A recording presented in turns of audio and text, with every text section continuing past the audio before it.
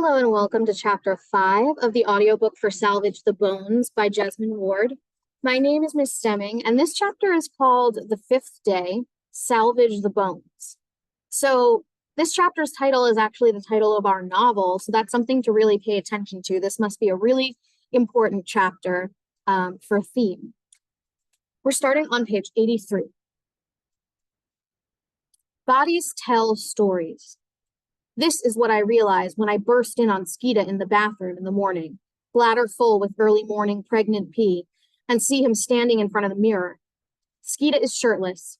He's tracing cuts across his stomach with 2 fingers, the way he checks China's mouth after a fight for tears, missing teeth. Lightly, sensitively, the way other people put their fingers in cupcakes to lick the icing. "Come on," he whispers, pulling on a shirt. The light in the bathroom is gray because the sun is not up yet. We slide past each other, and he stands outside the doorway, which I leave cracked as I pee. I flush, put the toilet seat down, and sit, pushing down on my stomach, feeling it push back against my hand. Hoping, but knowing all at once that it was not a dream. Skeeta shuffles in the hall, and when he realizes I'm not leaving, he comes back into the bathroom. I'd seen his shirt ripped after Twist ran away, but I didn't know how badly he'd been cut. When did that happen? When I came out the window, I was in a hurry. I push my stomach in, and nausea moves through me. What should I tell him? "I'm sorry," I say. "I had to pee." He picks up an ace bandage so old it's faded white and pulls the hem of his shirt over and behind his neck so it hugs his shoulders like a shrug. He's so skinny, it's loose on him. "It's all right," he says. The wrap is one of Randall's, probably used on his knee, which he's troubled so much his coach told him he needed surgery. The school will pay for it, but Randall keeps putting it off because he doesn't want to lose any playing time. After games, his knee swells up like a water balloon. "I whistled once I saw him." "I know." Skeeta is holding the wrap with one hand, trying to wind it around his torso with the other. The wounds are angry. There are 4 of them gouged into his stomach and side. He is failing. "Let me," I say, and I grab one end. Skeeta lets it fall. His head is closer to the color of the rest of his body now. When I fell asleep last night, he was in the shed with China, laying her floor, resettling them in. The kennel is still 3 pieces of wood hammered together at bad right angles, rooting in the dirt. "You put something on it?" "Just took a shower." Skeeta mumbles this into his underarm. Then I poured some peroxide on it, from China's bottle. That's the other thing he does with her after fights. Wipes at her cuts with a towel he's washed, bleached, and dipped in hydrogen peroxide. She smiles lazily, like a woman in a new 4th of July outfit being complimented. "This clean?" The wrap looks dirty, worn thin. "I washed and bleached it last night," Skeeta sighs. I wrap the bandage once, and I expect him to flinch from the cloth, but he doesn't. For once, he doesn't smell like dog. He smells like the constant wind that pushes the tide in over the Gulf of Mexico, but not the tide at the beach, the tide at the Bay of Angels, which smells of the oysters fresh dug from the mud. Daddy used to take us swimming there when we were younger, in a little cove. The water was murkier than the river, and colder, and the bottom was a landscape of oyster shells. We dug up oysters, threw them out farther away from the cove.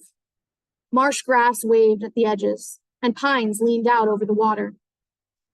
Pelicans floated in rows. Daddy would fish off a sinking pier, and sometimes on a ledge on one of the support pilings under the bridge with some of his friends. And most of the time, at the end of the day, he'd be left with an empty cooler of beer and 1 or 2 croakers bleeding in the icy water. His friends caught 15-pound redfish they'd have to wrestle from the water. Daddy'd call us out at the end of the day, more drunk than mad, the sunset turning through the sky behind us like a top. Our feet were always a snarl of cuts. "Tighter," Skeeta says. Mama went with us swimming in the bay sometime. She circled Daddy and his friends, sat in the sagging plastic and aluminum yard chair Daddy found on the pit.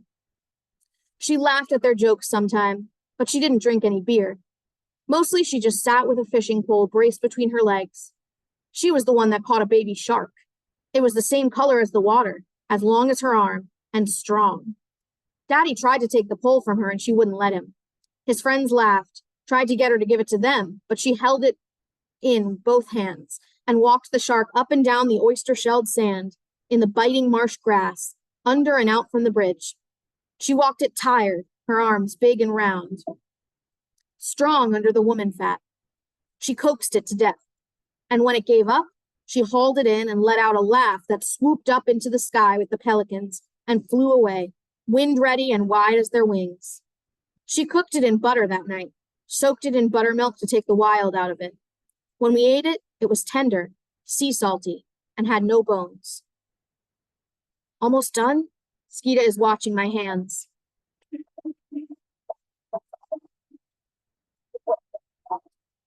I wonder if he sees the wounds underneath the bandage already, if he imagines what they will look like once healed, his own fight scars. Yeah, I say. The last time Mama went with us to the bay, Daddy flipped his line backward to cast it out over the water and caught her palm with his hook. The barbed needle sank in deep. She pulled it out and rinsed it off in the water we were swimming in. Her stomach was big with Junior. It healed crooked and purple, puffy, and she had to go to the clinic to get an ointment for it when it started to leak pus. Whenever she would walk me through the store or through a crowd when we were out in public, holding the back of my neck with her hand, I'd feel the scar and see those pelicans. Up close, their beaks were etched with dark like the barnacles on a ship's hull, the same color as Mama's hand, and they were sharp as knives. They didn't like us swimming close to them. Her hand was special, her own, one, Mama. You ran slow yesterday. I hold the bandage close. Skeeto grabs a rusty safety pin from off the sink and pins it shut. Only in the beginning, I say. Why? I don't know. The light is creeping into the bathroom like fog. Skeeto pulls his shirt back over his head, looks down at my body to my chest, my stomach, my feet. What does he know? I shift, barely help myself from folding my arms. Maybe you're gaining weight. You're saying I'm fat? I'm trying not to cry. I don't want him to know, but I can't tell him. Because I can't say it. I haven't said it to myself yet, out loud. Just chased it around in my head since I saw the lines. No, Skeet says. Just growing up, maybe. The light is thick in the bathroom. It suffuses everything after he walks out. The smell of the bay going with him, leaving me and a smell like fried food that makes me turn on the water in the sink and vomit as quietly as I can, my face in the bowl. I'm kneeling on the sink. The bowl is hard metal, and where it meets the plastic of the counter, there's a ridge. It is cutting into my knees. I want to see how big I am, to see if you can tell. This is the only private mirror in the house. A big mirror with a fake gold-worked frame hangs in the living room, but I cannot do it there. I have to see myself as Skeeta, Randall, Junior, Daddy, and Nanny do. Have to see beyond my hands for eyes. Hands that cut my stomach in my sleep so that I wake with them in the top of my shorts. I tuck the hem of my shirt up through my bra. My breasts are full, turgid, and tender, the way they get before my period comes on. But I can still keep them smashed down in my bra. There's the flat Y of my torso leading into my waist. Dark marks over my stomach like small black beans. Old chickenpox scars from when I was little and lay on the sofa, delirious with pain for 3 days. Me, Randall, and Skeeta had it at once, and Mama must have rubbed us down with chamomile lotion every hour, but it felt like an endless, dark day, like the kind they have in Alaska midwinter. Between each time she'd lay my head in her lap, lift my shirt, and rub ease and sleep into my skin. I even had small burning bumps on my tongue. Before I became pregnant, my stomach had been almost flat, the belly button an outie, an eye squeezed shut, the skin dark and spotted darker. I don't look fat so much now, just a little past full. The eye is open to a slit. There is a layer of meat around the belly button. I turn to the side, my feet braced on the sink bowl, my toes on the bottom, my butt on my heels, my knees down, and I sit up as straight as I can. There it is. It is not a watermelon curve. It is not that large. It is not a cantaloupe curve. It is not that insistent. The closest I can get to it is a honeydew curve. It is long and slight. I push with my hands, and it will not sink to dense pearls like fat. It pushes back, water flush and warm. I unpin my shirt.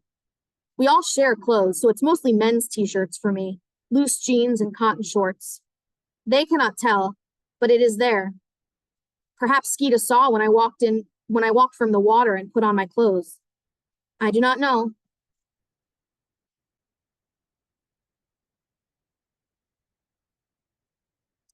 But I will not give him the chance to see again now.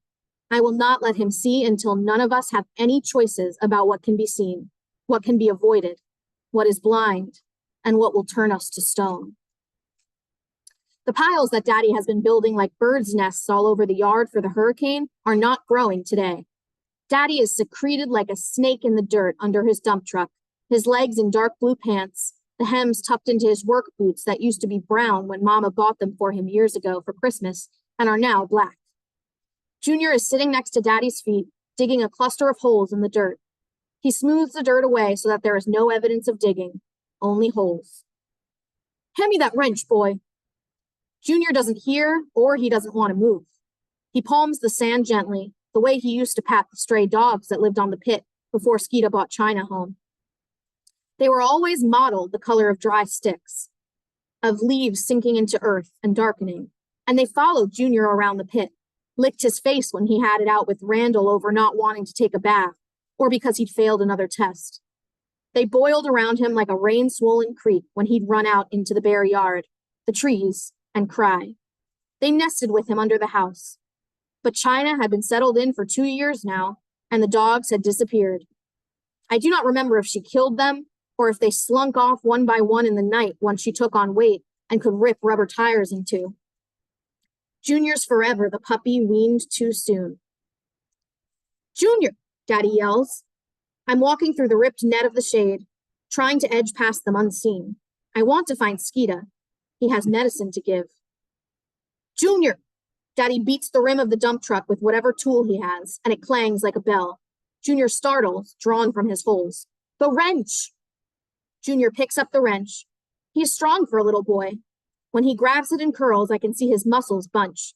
He is skinny in the way of picky-eating little boys before they reach puberty, when they either turn lean or get fat, and then grow into their man bodies.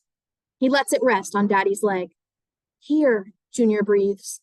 I move too quickly and he sees me. I shake my head, but he's already saying it. Ash, where are you going? Ash, where are your brothers at? I need the help. Daddy is a voice billowing from the bottom of the car like smoke. I don't know. What? He bellows. I said I don't know. Junior is rising to follow me. I walk faster. Where's Skeet at? Randall here? Junior asks. Hold up, Daddy yells. Come here. Daddy is wiggling from underneath the truck. It bulks over him like the rest of the detritus in the yard. Refrigerators rusted so that they look like deviled eggs sprinkled with paprika. Pieces of engines.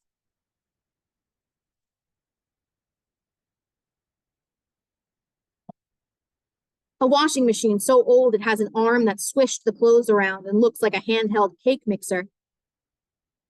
I want you to get up in the driver's seat. When Junior come tell you, I want you to try to start it. I can go find Skeeta if you want. No. Daddy's already putting one shoulder back underneath the truck. I gotta get this fixed today, now. There's going to be money to be made after this storm come through by a man with a dump truck. Jose hit them folks in Mexico yesterday, but they already got another storm out in the Gulf. Tropical Depression number 10, and it's so far out and the water's so hot. Daddy trails off, his voice dissolving under the metal. The truck broke right after Mama died, and Daddy got disability checks from it since it was an accident. I don't ask him how he's supposed to be able to drive a big dump truck after the storm without somebody asking him about it. Junior crouches next to Daddy. In the dirt next to him, a beer bottle, half full, is screwed into the sand.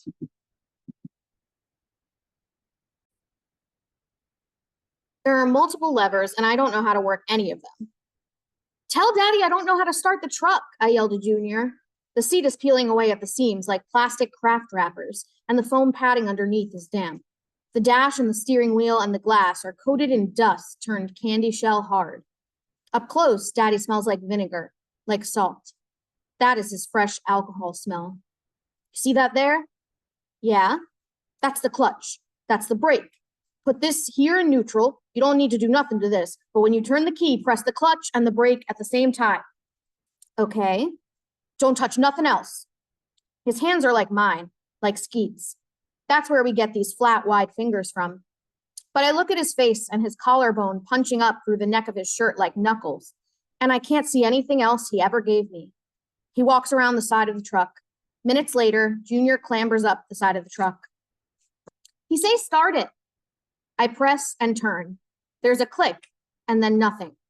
Junior drops and runs, reappears climbing. He say again. Again, I press and turn. This time, there isn't even a click. A fly buzzes into the truck, decides to try my arm. I wave it away.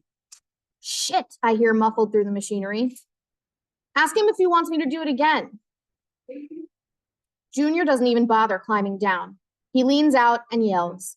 His little muscles stretch out like shoestrings. When he was a baby, Randall held him the most, and I did the rest of the time. Daddy fed him until he figured out me and Randall could do it. He taught Randall the right ratio for the formula, how to heat the bottle up in a pan of water so that the milk didn't get too hot, and then he went back out in his pickup, trying to find yard work and odd jobs. Afterward, Randall mixed the bottles, kept them filled in the refrigerator so he or I could feed Junior.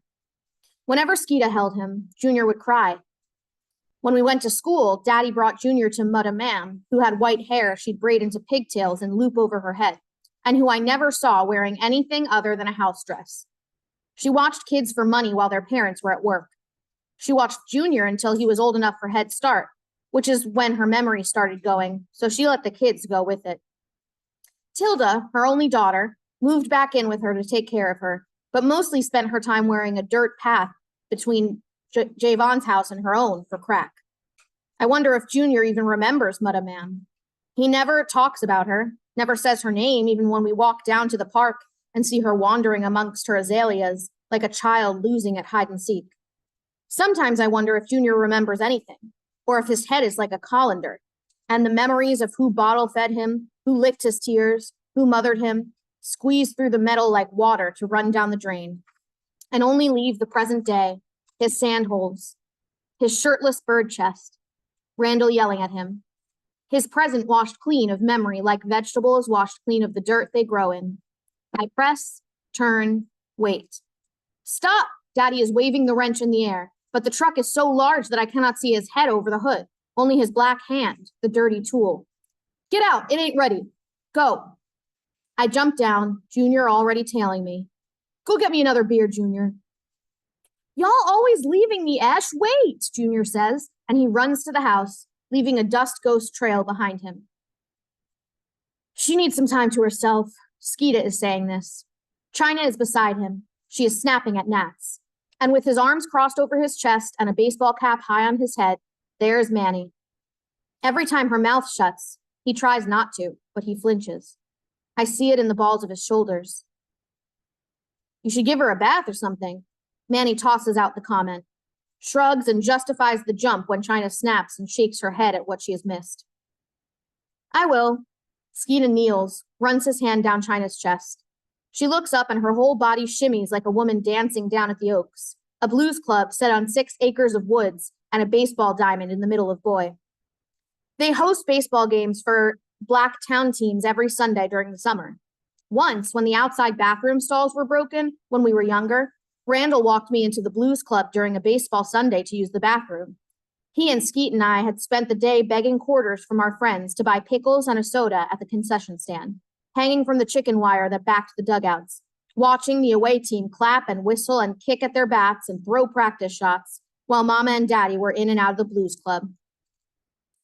I think that's the dirtiest I've ever seen her, Manny says. China has a little blood from the other dog, Twist, on her, still at the corners of her mouth like lipstick. The red dirt of the pit has given her a pink gleam, like a barely cooked shrimp still gummy with the sea. Manny ignores me and Junior, who is trying to jump at a tree branch and touch it like a basketball goal. The lighter Manny carries in his pockets to smoke his cigarillos dances over and under his knuckles. That is his nervous habit, the thing that he does but does not realize that he does when he is doing some things and thinking of others.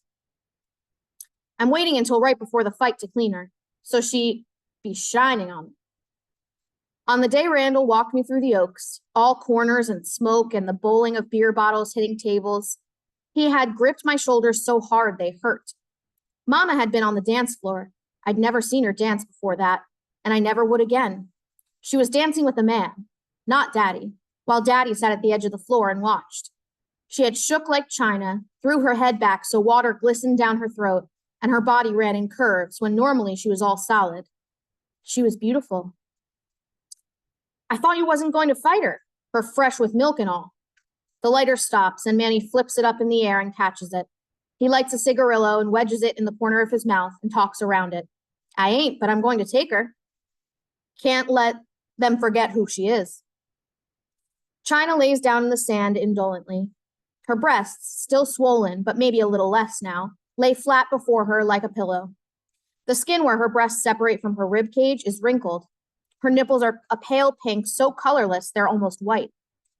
I haven't ever touched her chest, but if I did, I would imagine that her teats would be soft and cool against the heat of the day. She does not lay her head in the dirt and huff like other dogs, but stares at Manny and me instead, like she knows. You know Rico going to be there, fighting Kilo. Manny begins flipping the silver and red lighter again when he mentions Rico. The image, which looks like a tattoo, reads Hearts on Fire and pictures two hearts diagonal to one another, going up in flames. His lips kiss the cigarillo, and he pulls. China blinks and yawns. There is a movement behind my breast that feels like someone has turned a hose on full blast, and the water that has been baking in the pump in the summer heat floods out, scalding. This is love, and it hurts. Manny never looks at me. Well, I hope Kilo ready. Marquise told me some of his cousins from Baton Rouge been talking shit about how they got a boss dog, and they bring her out to fight, too. Skeeta rubs China on her side, smoothing her fur over her ribs as he squats over her. Her tail thumps once, raises dust, lies still. Kilo always ready. Rico is Manny's cousin, the boy from Jermaine who bought his dog, Kilo, to mate with China. Rico's big red muscle of a dog with a killing jaw. It was Manny who talked up Kilo to Skeeta. As China grew older, her pulpy puppy muscle hardened like a pearl in the stomach of an oyster, and Skeet's devotion was the living muscle. She grew lean and strong. Manny would talk shit whenever we were all out under the trees, as if he could lessen the wonder of Skeeta's prized dog. He thought he could dim her, that he could convince us she wasn't white and beautiful and gorgeous as a magnolia on the trash-strewn, hard-scrabble pit, where everything else is starving, fighting, struggling. Manny would sit on a milk crate or a tree stump and say, my cousin Rico got a fire dog, probably about the same age as yours, but bigger, more muscle, got a killing jaw. Skeeta would ignore Manny or glance at him while he was dragging China through the sand, around the junk by her teeth locked in a bike tire, and say, really? Yeah, Manny would say, and his white teeth would flash in his glass-burned, beautiful face. Yeah. China would squeal a dog squeal and bear down with her haunches, make Skeeta stumble toward her. We'll see, Skeeta'd say.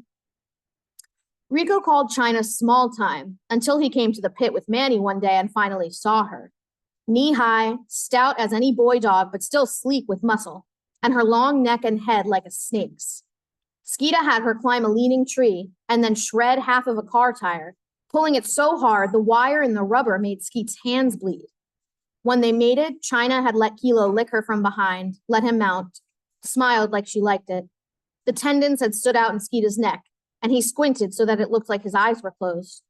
Kilo had placed his big mouth on her neck like he was kissing her and slobbered on her. She'd snapped at him, figured it for a hold, hated the submission of it. She nicked him, snapped at him until she threw him off. She'd drawn blood. He hadn't. What's the dog name? From Baton Rouge. Boss, Skeeta laughed. China snorted into the dirt.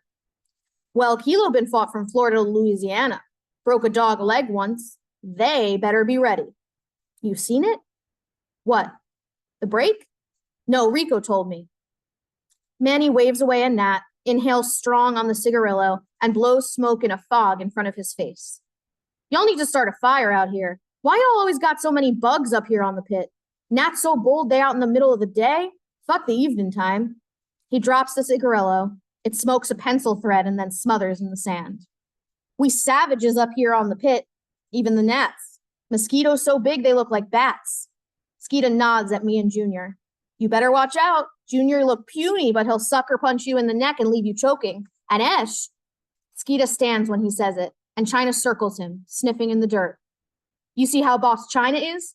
You think the other girl in the pit going to be weak? I ain't say either of them weak. Manny still hasn't looked at me. But you know China ain't as boss as she used to be. What? Skeeta's tendons are showing. Any dog give birth like that is less strong after, even if you don't think it. Take a lot out of an animal to nurse and nurture like that. Price of being female. Finally, Manny glances at me. It slides over me like I'm glass. Skeeta laughs. It sounds as if it's hacking its way out of him. You serious? That's when they come into their strength. They got something to protect. He glances at me too, but I feel it even after he looks away. That's power. China is licking Skeeta's hand like she licks the puppies. Skeeta pushes her head away, but she keeps at it, and he looks away from Manny. The tendons in his neck smooth. The menace leaves him. If he were a dog, his hair would flatten. To give life? Skeeta bends down to China, feels her from neck to jaw, caresses her face like he would kiss her. She flashes her tongue. Is to know what's worth fighting for. And what's love. Skeeta rubs down her sides, feels her ribs. You wormed her yet? I ask. Does Manny think that of me? That I'm weak? That there is a price to this body that swallows him, that pulls at him and takes him until he has nothing left?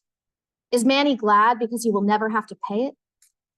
Nah, she wouldn't take the Ivermectin earlier. Spilled it. You know how to mix it? Manny slid his lighter into his jean shorts pocket. His muscle shirt was white as his teeth. Shalia must have washed. I wonder if he ever told her that about weakness, if he ever called her female, bit it off at the end like underripe sugar cane when he said it. Skeeta looks up at Manny, his hands dropping, his jaw loose. What you mean mix it? Fuck, you going to kill the dog? Manny smiles like he wants to laugh. I swallow and realize that I want to push him, to place my hands flat on the muscles of his chest and shove him for looking that way at Skeet, for insulting him, for saying things he doesn't know he's saying about me. I want him to fall over backward, straining his bad arm, and then I want to bear him down in the dirt, make him touch all of me for once. You're supposed to mix the Ivermectin with cooking oil and then give it to the dog. And don't try doing it with water if you ain't got no cooking oil, then it won't mix good. She didn't take none of it this morning. Skeeta is holding China's head still, prying her eyes wide, peering into them.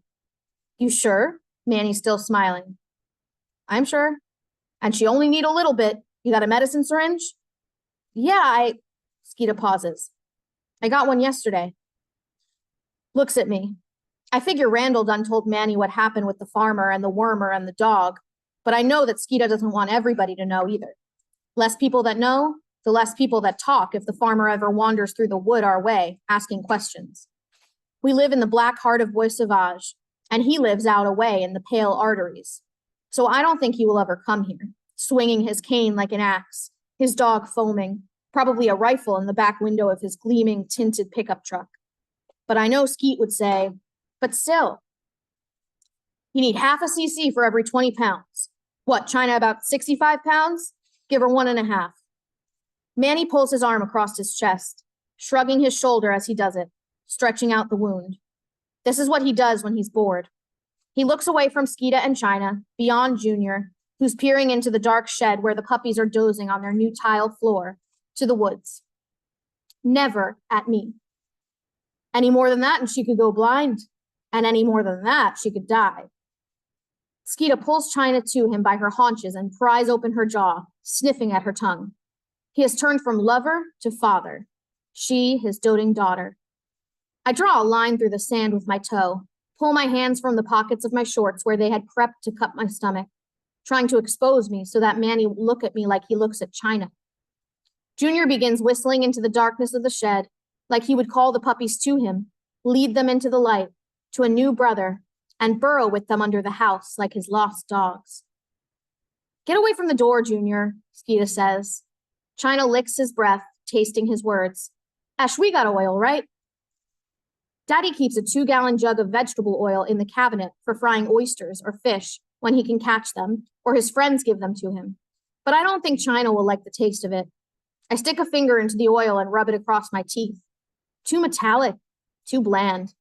But the bacon grease Daddy keeps on the counter in an old coffee can, the metal waxy with residue, that tastes like drippings. That tastes like the next bite is going to be salty, crunchy bacon, tender in the middle, burnt at the edges, stiff as a twig. This she will like.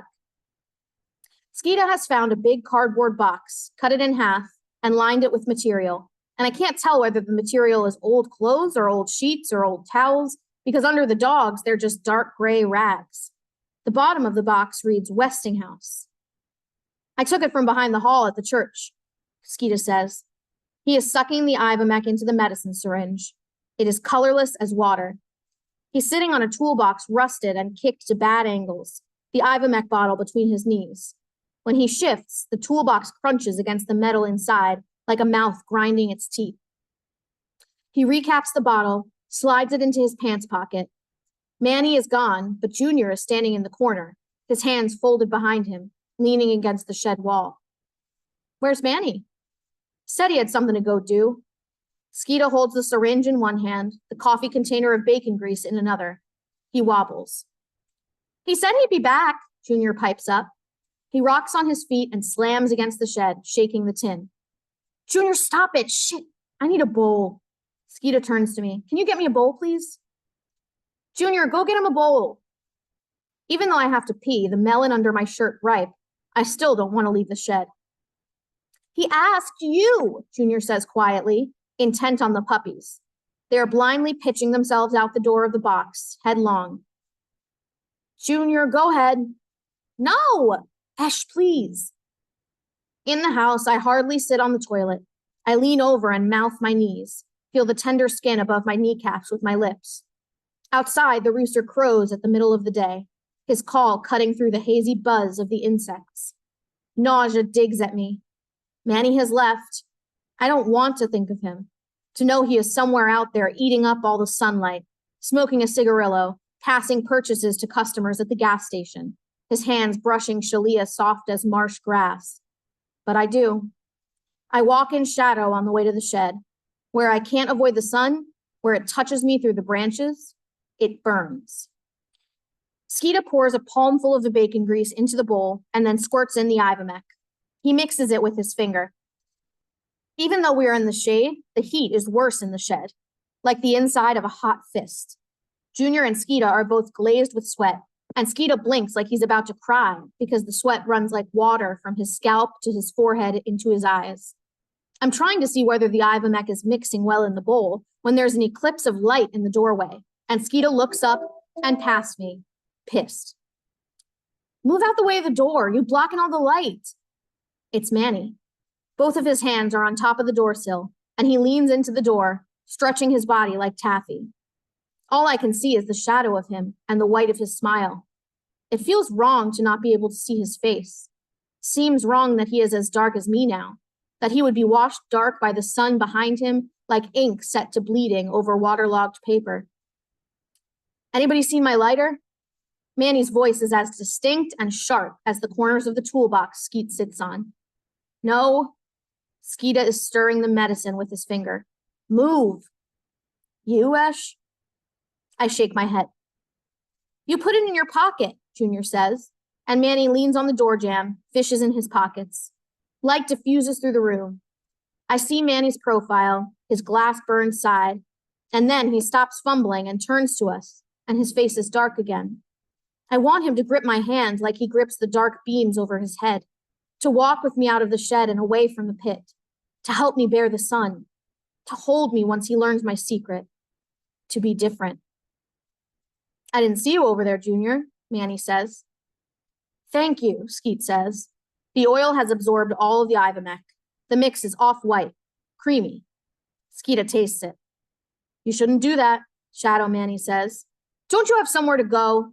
I'm just trying to help you out. You could help me out by moving out of my light, in or out. I'm out, Manny shrugs. I'm going to look up under the trees. Ain't no way I'm coming in. China don't like me. China is sitting before Skeeta, ignoring how close I am to him, intent on the bowl with the bacon grease in it. She is panting, her tongue dripping water. China likes everybody. Skeet is sucking the mixture back up into the syringe. Okay, Manny laughs. His smile again. Each time I see his teeth, nausea elbows me.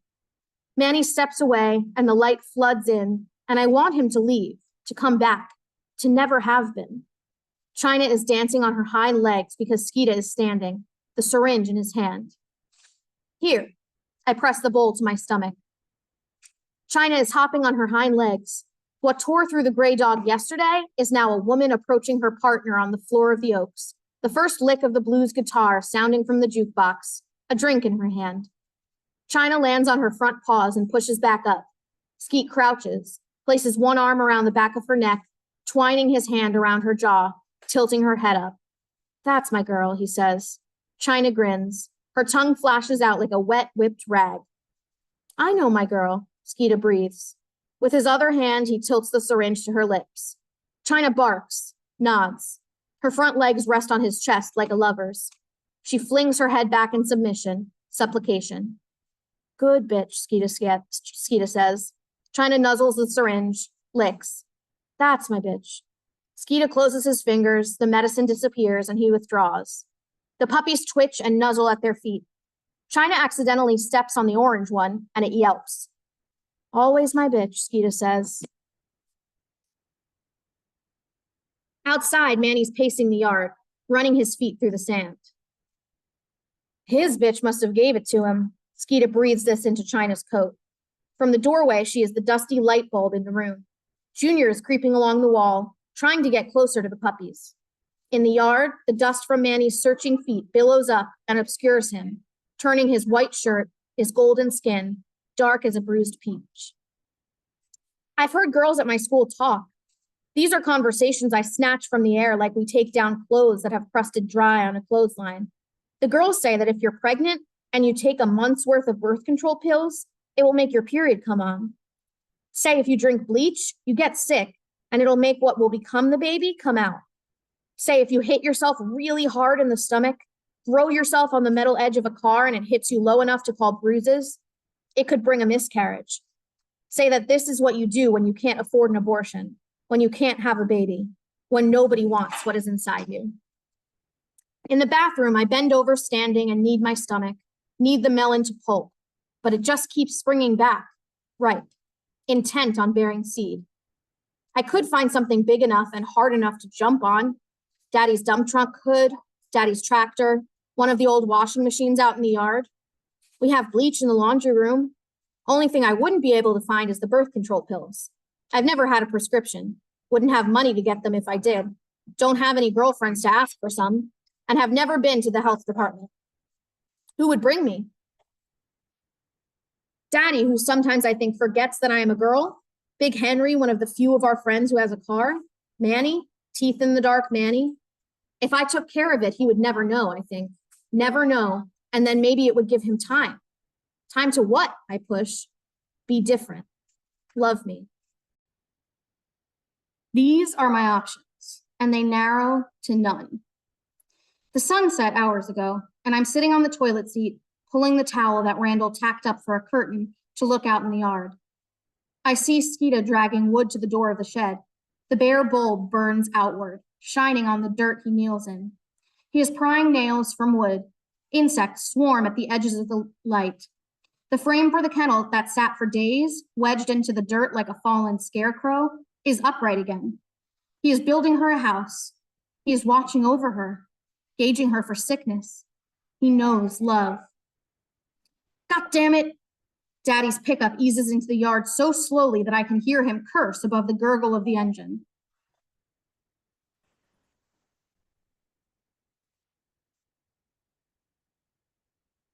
This is how he drives when he is bombed out drunk, very slowly and with his brights on. His headlights break the golden bubble that encases Skeet and flood the yard with light. Skeeta raises the arm with the hammer and shades his eyes. Daddy parks parallel to his dump truck, which has sat rust-barnacled and silent since I attempted to crank it this morning. Daddy leaves his headlights on and gets out of the truck. I said, God damn it! Daddy tries to punctuate this by slamming the door of his truck, but he fails. His hand slips from the metal, and it closes so quietly I can't even hear it from my seat on the toilet next to the window. Goddamn van Salvage, Daddy mutters. Didn't even have the part I needed. He leans against the side of his truck like it's a human being, speaks this almost as low as he used to on the nights he came home dazed drunk when Mama was alive. Mama would walk out to meet him, gather him to her like a child. She was only a few inches shorter than him and could bear all of his weight. He would whisper to her as they walked up the concrete slabs that made up the steps to the front porch. We never heard what he said to her. I imagine that he told her that he loved her, soaked tender with moonshine. You left your lights on, Skeeta says. Now how am I going to make money after the storm? Daddy slaps his truck, but it is awkward, at odds. It slides into a caress. What you say? I said you left your lights on. Skeeta is prying at a reluctant nail, his head down, concentrating. He watches Daddy out of the corner of his eyes. Oh. Daddy reaches into the truck and pushes the knob to turn off the headlights. He walks towards Skeeta slowly. This is his drunk walk, purposeful, plodding. What you doing? Nothing. Skeeta stills, stops pulling at the nail, but stays bent over. Nothing? At all. I see you doing something, so you can't be doing nothing. Ain't you tired? What? You've been busy trying to get parts for that dump truck all day. Damn right, Daddy says. The you pull it, the salvage all looked at me crazy. No dump truck parts. No help when I was looking through the cars. Look at me like they don't know when a man's talking when I tell them a bad storm's coming.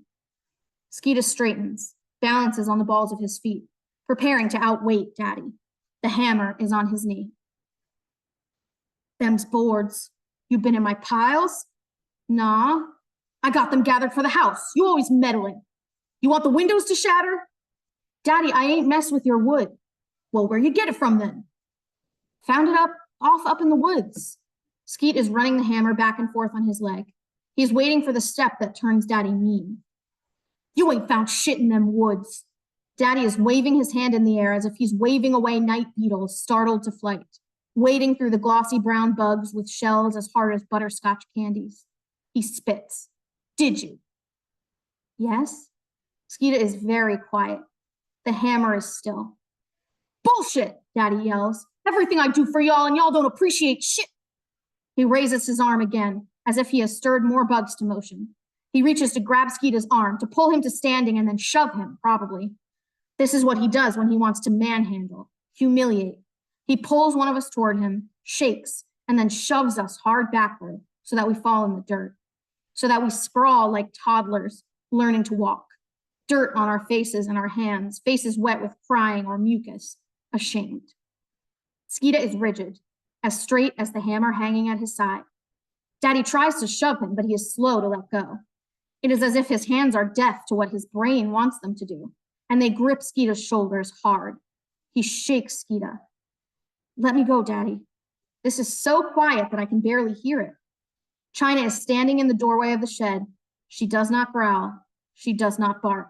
She only stands, head cocked to one side, her forelegs locked wide, her breasts adding more bulk to her, the rest of her lost to the darkness of the shed. She is still. Let go. I do. Daddy shoves Skeet so hard that Daddy lurches backward with the force of it, but he catches himself before falling. Skeeta stutters backward but lands crouching, still on his feet. China darts forward. Skeet holds the hammer like a baton. Hold! Skeeta calls, hold! There is wetness to his voice. China stops where she is.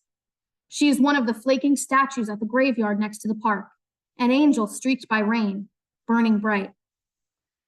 I wish she would, Daddy says, his arms straight at his sides. I wish she would. Skeeta edges sideways to China, lays down the hammer and puts his hand over her muzzle. She is marble under his fingers.